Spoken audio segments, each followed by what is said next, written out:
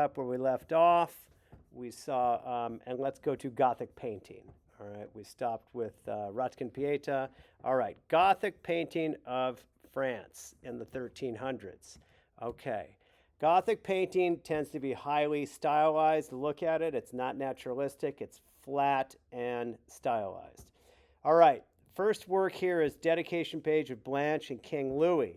There's Blanche, there's King Louis. This is the first page of a Bible called the Moralese Bible, and it's an illuminated manuscript, and it's got a second image called of the Apocalypse, and here's the Apocalypse. What this has is it has Bible, it has image, and it has like Spark Notes commentary, and that's what the roundels are, okay? And that's a close-up of the roundel. Golden Haggadah is also Gothic style. This is a book that tells the Jewish people about their history, and they read it at Passover. It's an illuminated manuscript because it has words and images. And it's got preparation of Passover, plagues of Egypt, scenes of liberation, and it basically tells the story, a Jewish story. It's got Moses, and it's when they're freed from the Egyptians. It's a book, and it's an illuminated manuscript. All right, Islamic art, real quick, in a mosque is going to be abstract. No naturalism like Justine on the right. It's the beauty of God, of the supernatural, not the natural. So with the mosque, that's a Qibla wall with abstract design. Okay, Northern Renaissance is connected to, it's up, okay, we'll go to Italy tomorrow. Northern Renaissance is up here in the 1400s, and it's connected to the north, to the Gothic, and you can see it. So Northern Renaissance, big thing is the oil paint, bright color, and hidden symbols. Terrific, but it's a different style there. Very, very detailed oil paint, but you can see it's connected to the stylized Gothic, as you can see. Lots of symbols. The dog is loyalty, and his name is written in the back. And there's a great painting here. It's either about a marriage or an engagement or maybe a legal contract because his name is back there, and God is on the down low. This could be God's eye. This could be a cross. So it's on the down low there as well. All right, so that's Northern Renaissance on the left, Gothic on the right. Baroque altarpiece is also Northern Renaissance, so it's got the paint and the symbols, and here we go again. There's the bright color and the details in the paint. And this one has Mary, and an angel is telling Mary, you're going to have Jesus as your baby. Great symbols in here. There's a candle, there's a white, there's Jesus, there's the Spirit coming in. That's a vessel that could be Mary. The white flower could be Mary. And we have the metaphysical hitting the physical, making the pages of the Bible blow, making the candle go out, telling the story of the Annunciation.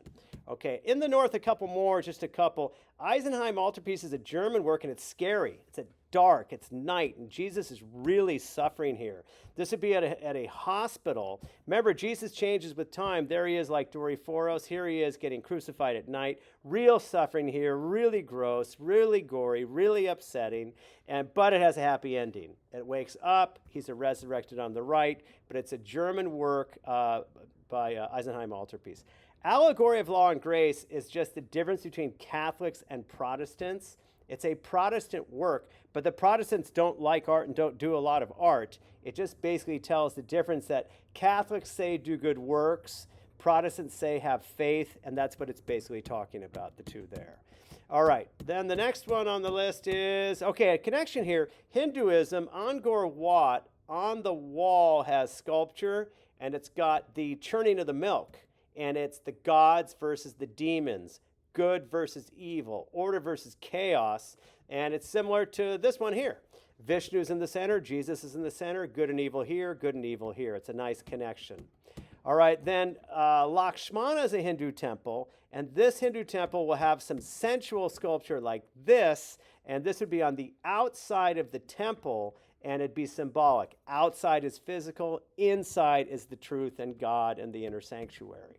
The last one, Funeral Banner of Lady Di, is an ancient Chinese work from the year 180. It'd be over a lady's funeral. It's painted silk, but it's kind of a nice painting. It's got heaven, it's got the underworld, it has her funeral, and it has Lady Di. And if you break it down here, it shows Lady Di and by the way, she was part of the court, a nice way to live. There she is, having her nice little life.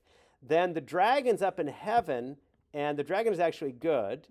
There's people at her funeral here being sad for her, and heaven is nice with dragons and birds and pleasant things. It also has an underworld of toad and scary things, but basically it shows the Chinese view of death is quite peaceful. It's got heaven, and she's up there in heaven, and that is a wrap on spiritual stylized works.